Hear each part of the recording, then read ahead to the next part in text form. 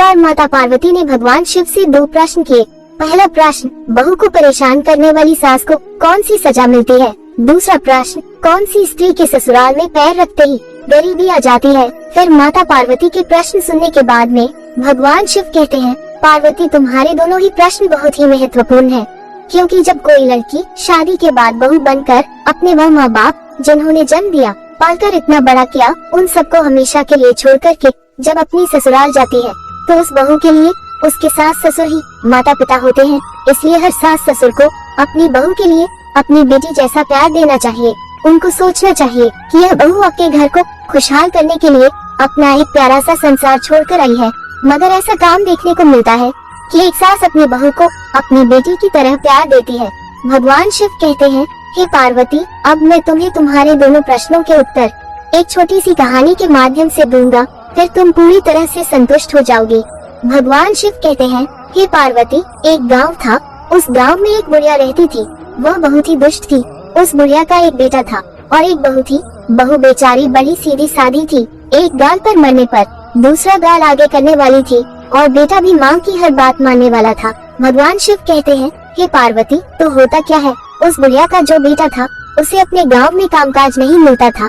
गरीबों का हाल था। जमीन भी इतनी ज्यादा नहीं थी जिससे कि बुढ़िया का बेटा उस जमीन में काम करके और कुछ धन कमा सके। फिर जब उसको अपने गांव में काम नहीं मिलता था तो काम की तलाश में वह दूसरे गांव जाता था। वहां उसे एक अच्छा सा काम मिलता था, लेकिन वहां से उसे हर रोज घर पर आने के लिए समय नहीं मिलता था। सिर्फ साल में एक बार या कुछ दिनों के लिए ही उसे छुट्टी मिलती थी। इसलिए वह दूसरे नगर में जाकर के काम करता था, लेकिन उसे अपनी पत्नी की भी बहुत चिंता रहती थी। इसीलिए जब उस बुढ़िया का बेटा अपने घर से काम करने के लिए दूसरे स्थान पर जाता था तो जाने से पहले हमेशा अपनी माँ से कहता था कि माँ, मेरी पत्नी को अच्छी तरह से संभाल कर रखना, क्योंकि मैं रोजाना यहाँ पर नहीं आ सकता हूँ। फिर बेटे की बात को सुन करके वह बुढ़िया कहती थी कि हाँ बेटा, तुम बिल्कुल भी चिंता न करना, मैं तुम्हारी पत्नी का अच्छे से ख्याल रखूंगी, उसे कोई भी कष्ट नहीं मिलेगा। तुम बेफिक्र होकर के दूसरे गांव में काम करने के लिए जा सकते हो।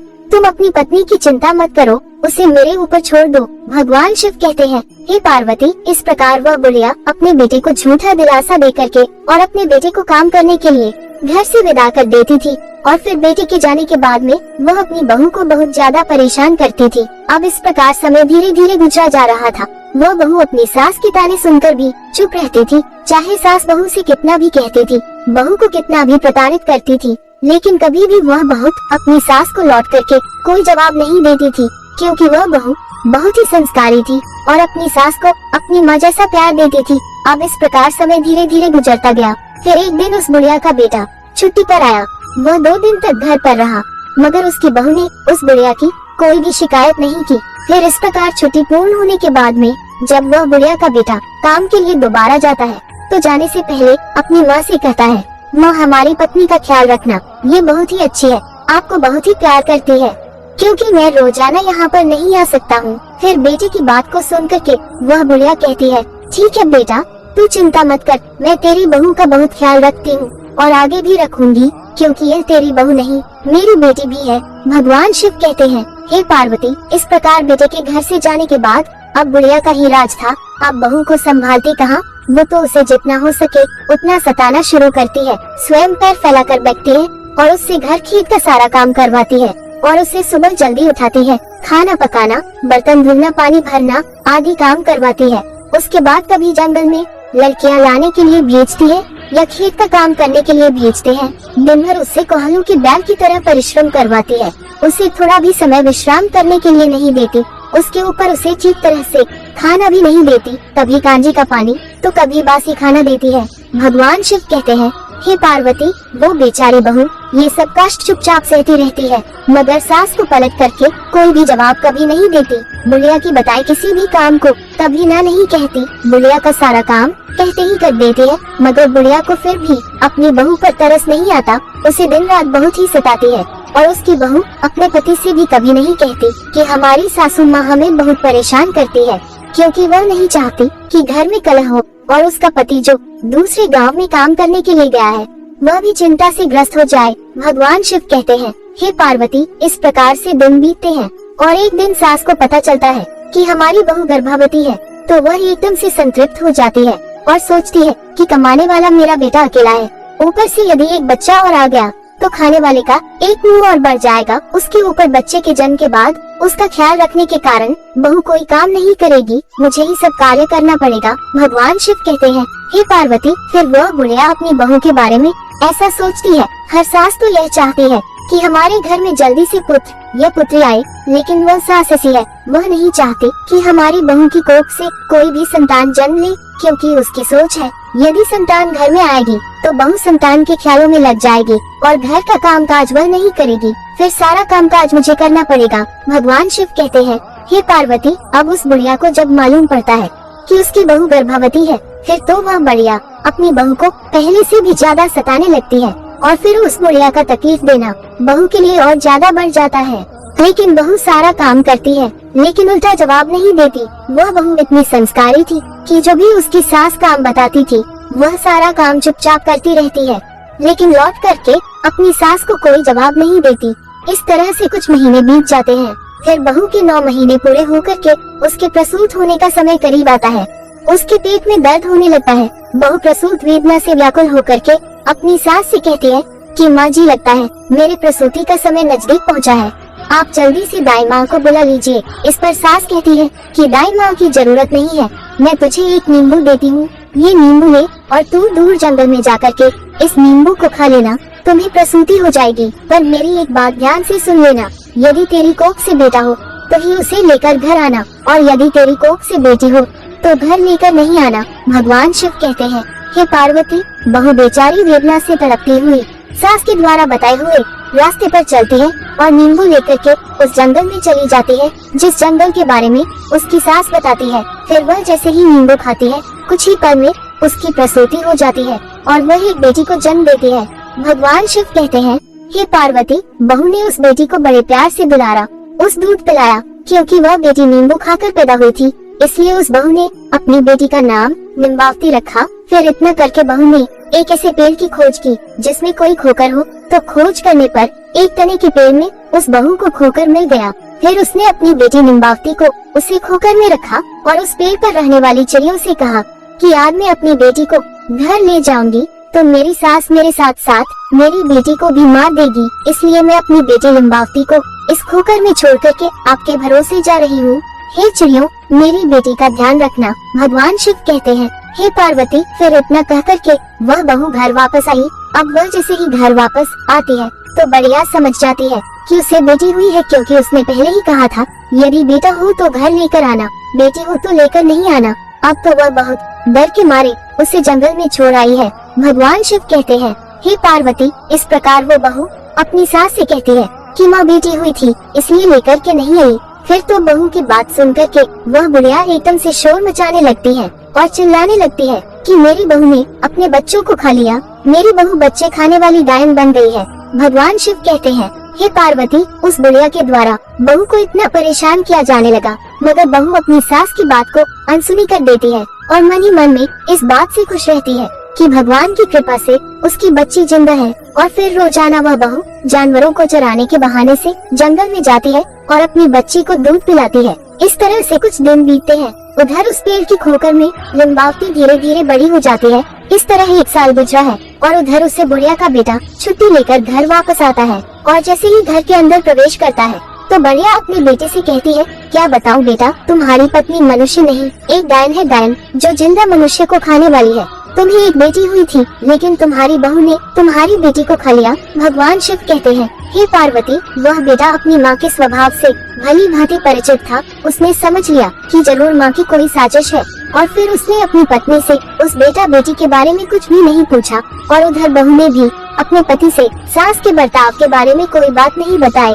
वह नहीं चाहती थी कि घर में किसी प्रकार का झगड़ा हो। भगवान शिव कहते हैं, हे पार्वती, अब कुछ दिन घर रह करके बुढ़िया का बेटा फिर काम के लिए दूसरे गांव चला जाता है और उधर वह बहुत दोबारा से गर्भ धारण करती है। और बुढ़िया को जब ये बात मालूम होती है कि मेरी बहू दोबारा गर्भवती हो गई है, फिर तो एकदम से आग बबूला हो जाती है और फिर अपनी बहू को पहले से भी ज्यादा सताने लगती है।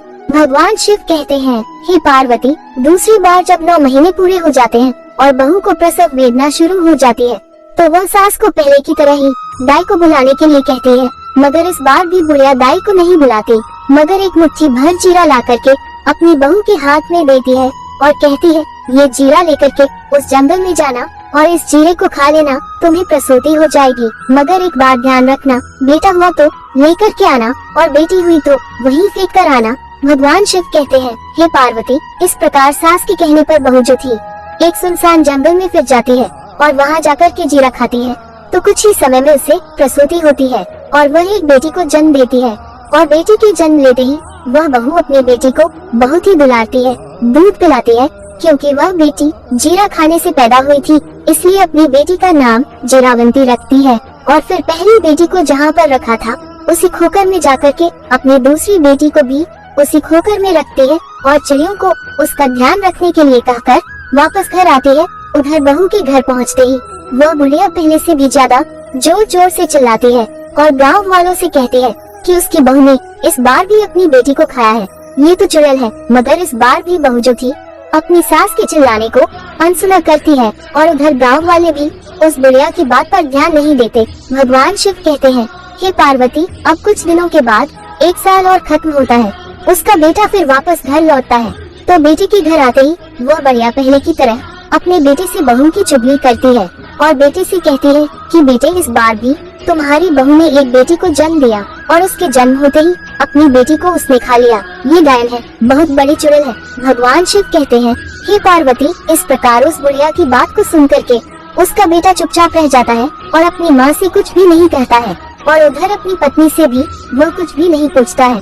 फिर कुछ दिन घर रह करके जब वापस दोबारा काम पर जाता है तो बहू तीसरी बार गर्भवती हो जाती है।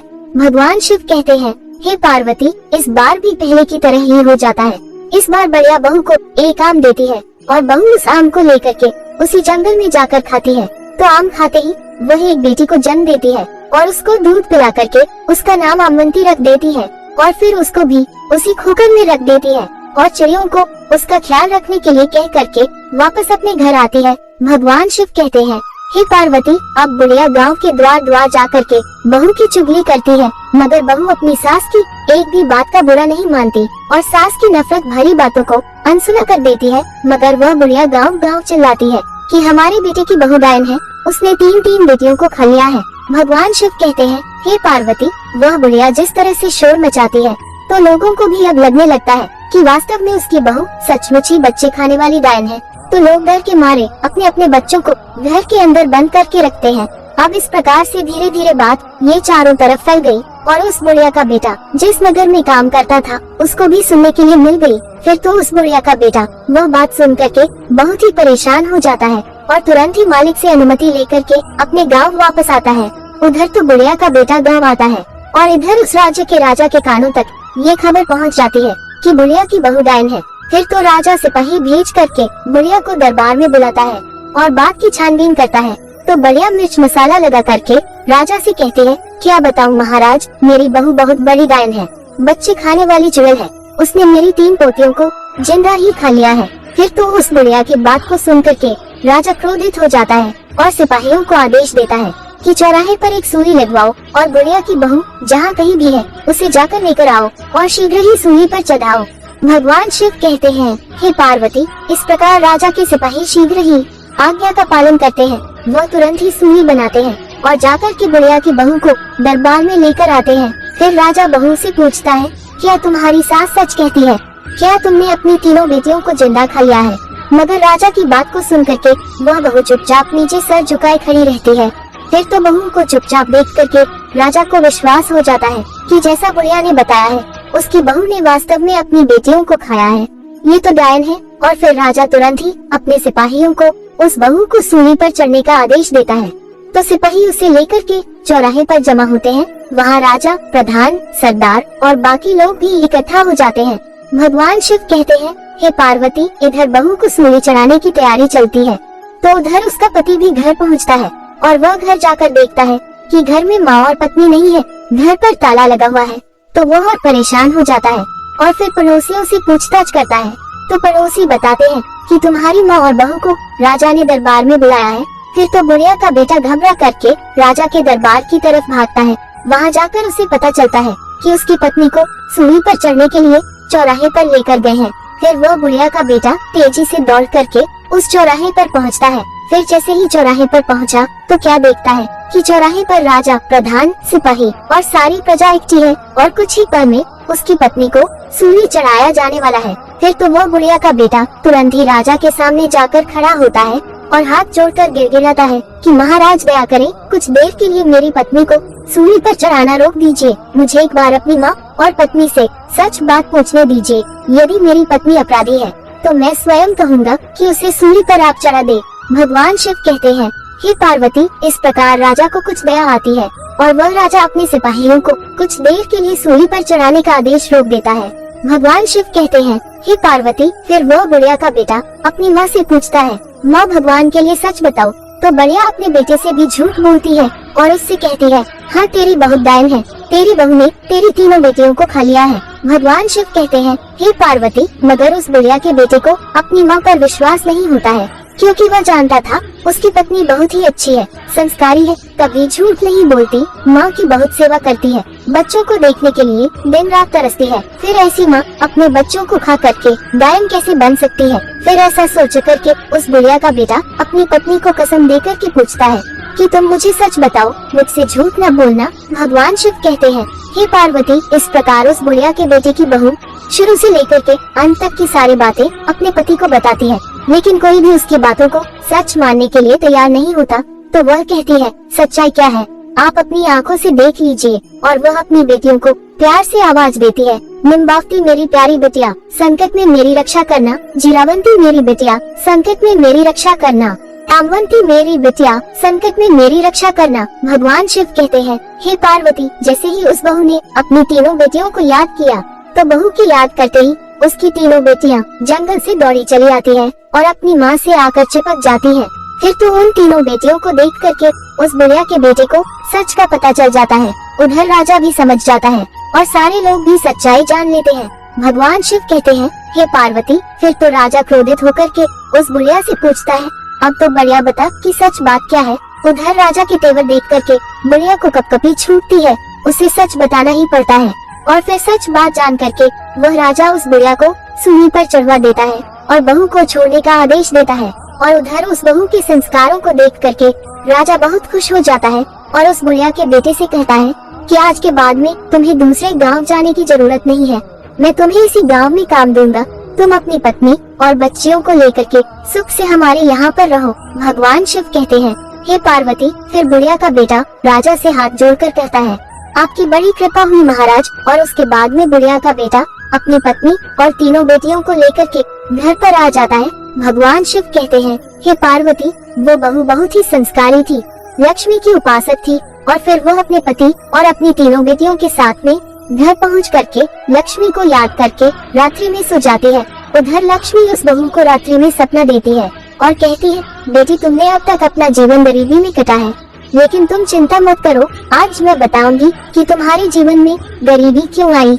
तुम्हारे ससुराल आने से पहले ये घर संपन्न था, लेकिन जैसे ही तुमने इस घर में अपना कदम रखा, इस घर में गरीबी आ गई। आखिरकार इसके पीछे कारण क्या रहा। भगवान शिव कहते हैं, हे पार्वती, लक्ष्मी उस बहू से कहती है, बेटी, हमेशा ध्यान रखना, जब भी कोई बेटी शादी के बाद बहू बना करके ससुराल में जाती है और ससुराल में यदि वह 3 चीज लेकर जाती है तो समझ लो घर परिवार में अशांति छा जाती है और उसका असर उसके सुहाग पर भी पड़ता है। घर में गरीबी आ जाती है। इसलिए कभी भी किसी भी बेटी को शादी होने के बाद में अपने मायके से ससुराल के लिए 3 चीज कभी भी लेकर नहीं जानी चाहिए। पहले चूल्हा, शादी के बाद रसोई की रस्म होती है, उस रस्म में बेटी मायके से दिए गए चूल्हे का प्रयोग करती है। मगर हमेशा ध्यान रखना, यदि कोई भी नव विवाहित दुल्हन अपने मायके से चूल्हा लेकर के ससुराल में प्रवेश करती है तो सीधा उसका असर उसकी गृहस्थी पर पड़ता है, जिसकी वजह से भाग्य की देवी रूठ जाती है और घर में गरीबी आ जाती है।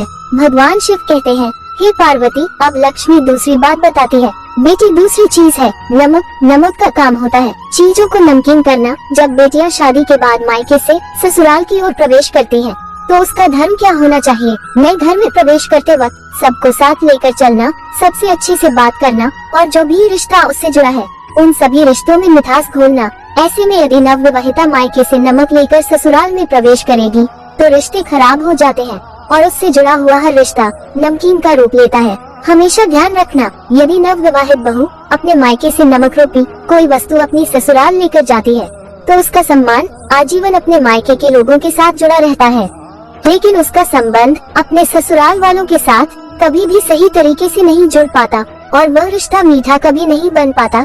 इसलिए किसी भी बेटी को विदा के समय नमक लेकर नहीं आना चाहिए। भगवान शिव कहते हैं, हे पार्वती, अब लक्ष्मी तीसरी चीज उस बहू को बताती है। लक्ष्मी कहती है, बेटी तीसरी चीज अचार है। अक्सर कर माँ बाप बेटियों को शादी के बाद विदा करते हुए माता पिता उसके पसंदीदा अचार को बनाकर भेज देते हैं, लेकिन हमेशा ध्यान रखो, अचार खाने में खट्टा होता है, वैसे ही वह पति पत्नी के बीच में रिश्तों में भी खटास पैदा कर देता है, परिवार में भी खटास पैदा कर देता है। कभी कभी यह खटास इतनी गहरी हो जाती है कि पति पत्नी में से किसी की मृत्यु तक हो जाती है।